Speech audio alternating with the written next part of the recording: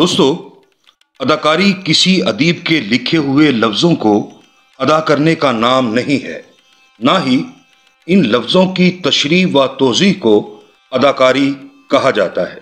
मौसीकी और रक्स की तरह दीगर बहुत से फ़नून अपने अपने कवानीन रखते हैं, लेकिन मौसीकी की तरह अदाकारी की कोई सरगम मुतय्यन नहीं हो सकती। अदाकारी ऐसा तख्लीकी अमल है जिसमें अदाकार स्क्रिप्ट के मतन से मावरा होकर देखने वालों के सामने बिल्कुल कोई नई चीज पेश कर देता है। एक अदाकार अपने फन के फैलाव से न सिर्फ एक पूरे समाज का नुमाइंदा बन सकता है, बल्कि अपने फनी कमाल से समाज को मुतासिर भी कर सकता है। दिलीप कुमार बर्रे सगीर के एक ऐसे ही अदाकार हैं। उनकी अदाकारी महज 3 घंटे की फिल्म तक महदूद नहीं। दिलीप कुमार का फन सिनेमा घरों से लोगों के साथ उनके घरों तक चला आता है। ये गली कूचों में अपने असरात दिखाता है, चौराहों पर होने वाली बहसों का हिस्सा बनता है, यहाँ तक कि आपके ख्वाबों में भी दर आता है। दिलीप कुमार की अदाकारी बताती है कि कोई अदाकार एक पूरी नस्ल के दुख ओढ़कर स्क्रीन पर कैसे नमूदार होता है, या कोई अदाकार अपने फन से अपने लोगों के दुखों का मदावा कैसे करता है। आज की यात्रा में हम आपको बताएंगे कि दिलीप कुमार जैसे लोग महज अदाकार नहीं होते, बल्कि अपने अहद, अपने समाज और अपने ज़माने की इज्तमाई नफ्सियात से उभर कर सामने आते हैं। एक बड़े अदाकार का काम है कि अपने फन से लोगों के दिल का बोझ हल्का करे। दिलीप कुमार ने तो एक पूरी नस्ल के जख्मों पर मरहम रखा, उन्हें जीने और ख्वाब देखने का हौसला दिया। आइए देखते हैं ये सब कैसे हुआ। पाकिस्तान के मारूफ शायर, उस्ताद और तरक्की पसंद नक्काद डॉक्टर सुहेल अहमद खान दिलीप कुमार पर एक मजमून में लिखते हैं, उस नस्ल के लिए जिसने 1950 के बाद अपनी नौउम्री में या नौजवानी में फिल्में देखना शुरू की, उनके लिए दिलीप कुमार एक अदाकार का नाम नहीं, जिंदगी के एक ना भूलने वाले तजर्बे का नाम है। जिंदगी का ऐसा तजर्बा जो ज़ात की गहराइयों तक उतर जाए, जिसमें जिंदगी के मुख्तलिफ अनासिर मोहब्बत, गुस्सा, अलमिया और मुसर्रतें, धूप छाँव, सर्दी गर्मी, चमकते हुए दिन और काली रातें समा जाएं।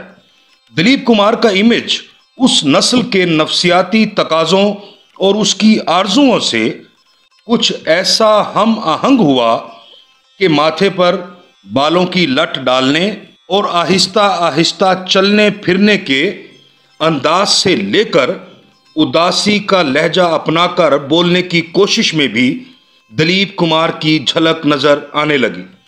किसी गांव के तालाब के किनारे खामोशियों में डूबा हुआ दिलीप कुमार, किसी चश्मे के पास खड़ा या पहाड़ी पगडंडियों पर डोलता हुआ दिलीप कुमार, किसी बड़े घर के ड्राइंग रूम में पियानो बजाता हुआ दिलीप कुमार, और सबसे बढ़कर किसी की मोहब्बत में घुलता हुआ दिलीप कुमार। ये सब मनाजिर देखने वालों को जैसे किसी ख्वाब की दुनिया का हिस्सा महसूस होते थे, जिसमें नाआसूदा ख्वाहिशात के साए चल फिर रहे हों।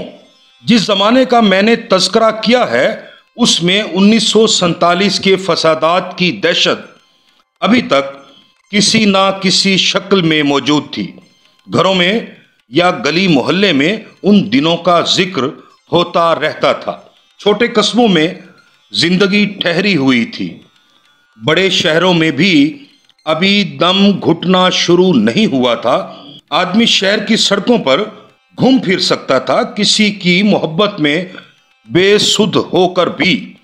ऐसी फजा में दिलीप कुमार की अलमिया फिल्में जैसे जोगन, देवदास और नदिया के पार स्क्रीन पर शायरी की तरह लगती थी, और दिलीप कुमार हमें यूं लगता था जैसे उसने हमारे दुख ओढ़ लिए हों।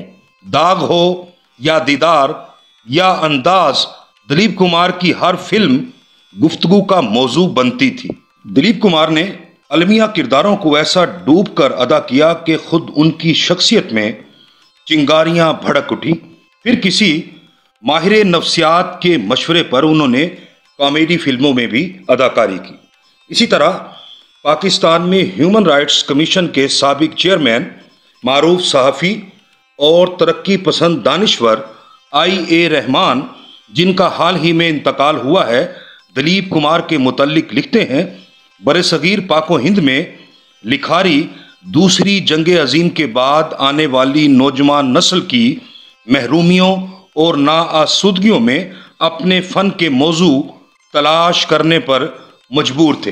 दिलीप कुमार के लिए कहानियां लिखने वाले बहुत से लिखारियों और फिल्म साजों को ये पता चल गया था कि ये फनकार उन तमाम दुखों की तस्वीर पेश करने का अहल है जो दूसरी जंग अजीम के बाद बरसगीर के नौजवानों की जिंदगी में नुमायां होते जा रहे थे।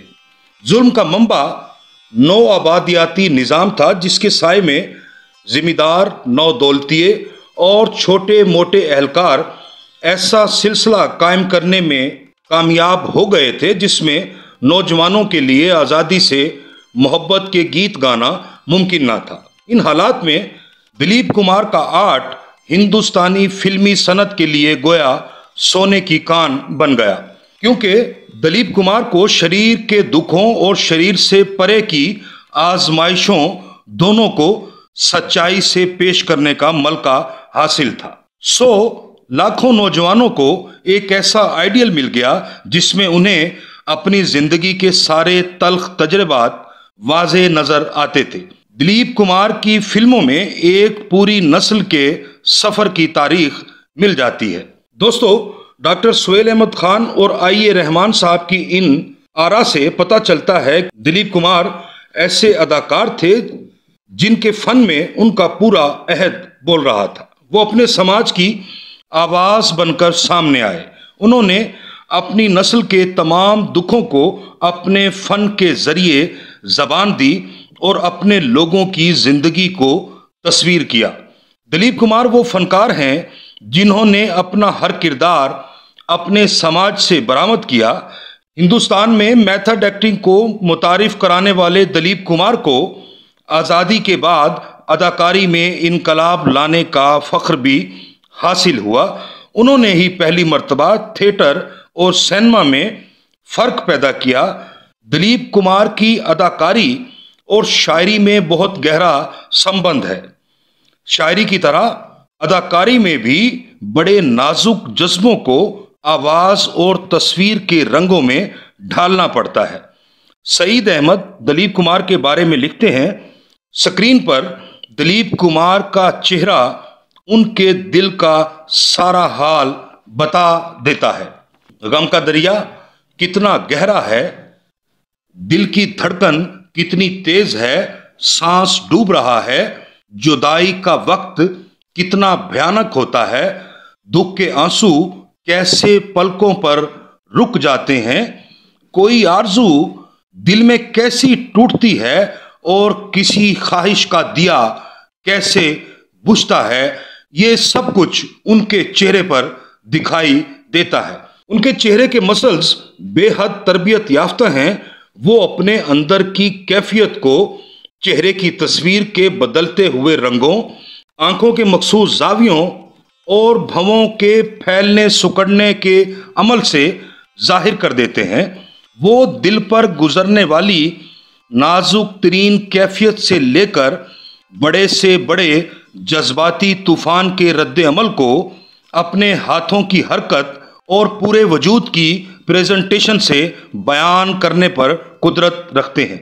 यही दिलीप कुमार के फन की वो जुजियात और बारीकियां हैं जिनसे उन्होंने अपने अहद के लोगों की इज्तमाई नफ्सियात को पेंट किया।